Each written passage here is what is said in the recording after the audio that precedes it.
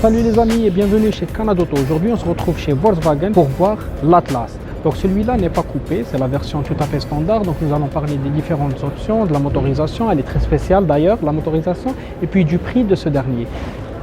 Si vous voulez voir d'autres véhicules de chez Volkswagen ou d'autres marques, n'hésitez pas à vous abonner pour ne rien rater des dernières tendances automobiles. Et je vous informe que le coupé va bientôt suivre, ou la vidéo du coupé va bientôt suivre, ça sera le fastback.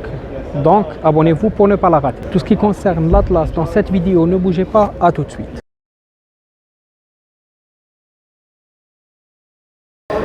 On commencera par cette face avant avec la signature lumineuse qui se joigne et on regarde le full LED qu'on a dans les phares avec le clignotant qui est une partie du feu de jour qui se transforme, et on remarque, si on regarde attentivement la calandre, notre logo de Volkswagen qui s'allume aussi.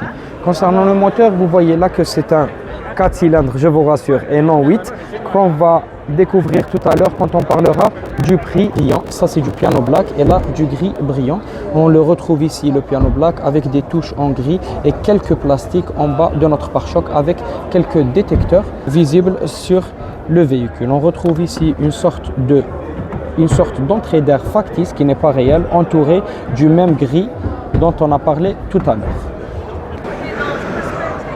Sur le profil, on pourra voir les jantes full black de 18 pouces qui ne sont pas très grandes, mais c'est surtout les pneus qui le sont. Là, on se veut dans un véhicule baroudeur avec cette finition pour montrer bien le côté 4x4 et tout-terrain du véhicule. On a la coque du rétroviseur qui est en noir brillant, tout comme les touches qu'on a trouvées dans le pare-choc et la calandre avant. Une autre touche ici avec Peak Edition pour nous rappeler qu'il peut aller là où le goudron n'y est pas. Donc cette touche va se prolonger de l'aile avant jusqu'à la porte avant. On voit en bas des portières avant et arrière, une partie en plastique, donc ça affirme un peu le côté baroudeur dont on a parlé, et des touches en gris comme on les a vues dans le pare-choc avant. Concernant les poignées de porte, elles sont de la même couleur que la carrosserie, elles nous permettent d'entrer dans le véhicule sans utiliser la clé, et ça c'est valable pour toutes les portières, même celles de l'arrière. Pour les vitres arrière et la lunette arrière, elles sont toutes surteintées, donc fumées. Et voici une vision globale du profil du véhicule, juste pour vous donner une idée de la grandeur de la voiture. L'arrière est aussi splendide que l'avant. On retrouve 7 places dans cette version. Donc là, on retrouve les 2 places pour les passagers arrière et ça nous laissera 7 espaces dans le cas où on a juste les 7 passagers. On voit qu'ils ont des porte-gobelets, des chargeurs type C et même de la luminosité en plus du fait qu'ils peuvent profiter de cette lumière qui va entrer à partir de tout ce beau toit panoramique. La fermeture de notre coffre va être quant à elle électrique grâce à ce bouton, et là on va admirer la lumière arrière full LED et elle se joint entre la droite et la gauche avec le logo Volkswagen qui s'allume lui aussi, et on remarque la petite caméra en dessous en plus de ces cataphotes comme on les a vus sur le Tiguan de la dernière fois. Celui qui ne l'a pas vu, je lui mettrai le lien au-dessus de cette vidéo. On a 2 sorties d'échappement factices pour le coup, donc elles sont fermées. Et on remarque ce joli diffuseur qui donne un peu de sportivité au véhicule, un peu trop baroudeur. Donc, on retrouve les sorties d'échappement de part et d'autre du véhicule.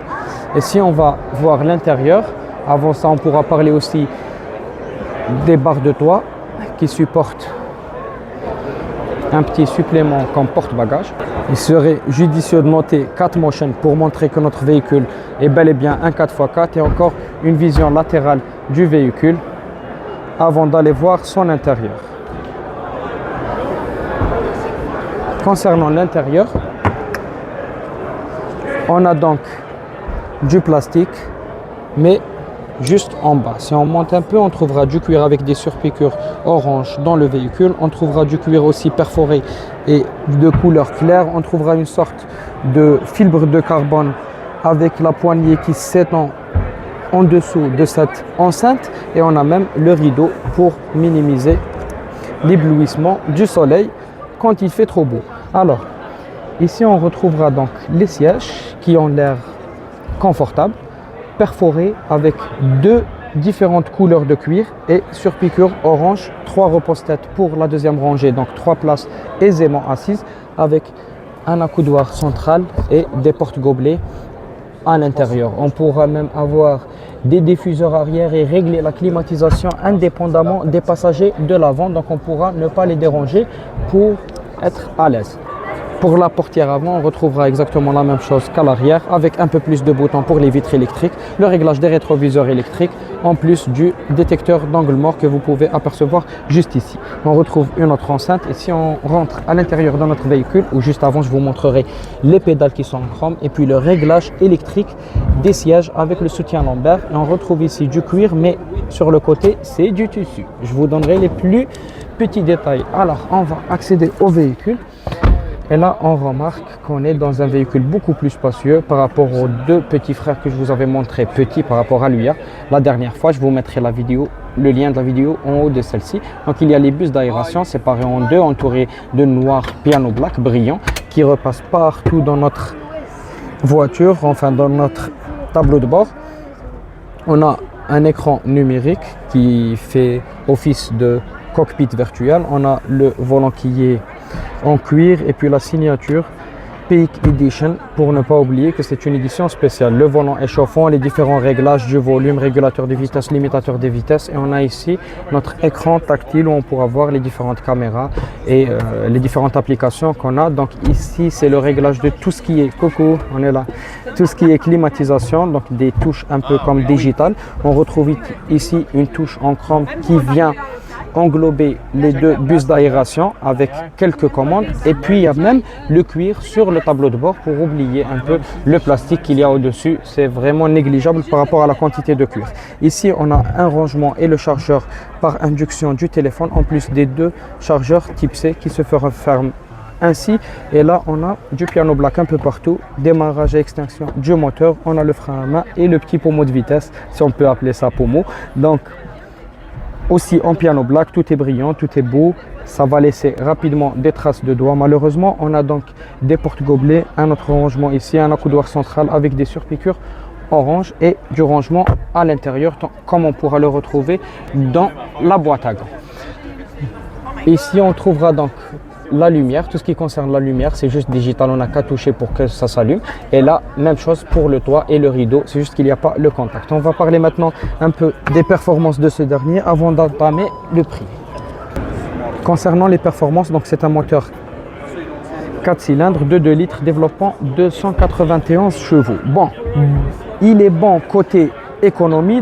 Par contre, pour le gabarit de cette voiture, on aurait aimé voir le 3 litres, donc le V6, pour qu'elle soit encore plus à l'aise. Il ne va pas se fatiguer au fil des années. Ça, c'est concernant le moteur. La consommation, elle est de 10 litres pour chaque 100 km. On est à 53 000 $, plus les options que vous êtes en train de voir ici. On va tomber à 58 000 $ pour la finition Peak Edition. Voilà les amis, c'était le Atlas, donc le 4x4. Pour le moteur, c'est un 2 litres. C'est pas grave, on a vu tout ce qui est options, motorisation et prix de ce véhicule. J'espère que la voiture vous a plu, que la vidéo aussi vous a plu. Si c'est le cas, n'oubliez pas de vous abonner et laisser un pouce bleu, ça fait toujours plaisir. C'était tout pour moi, c'était votre fille et au revoir.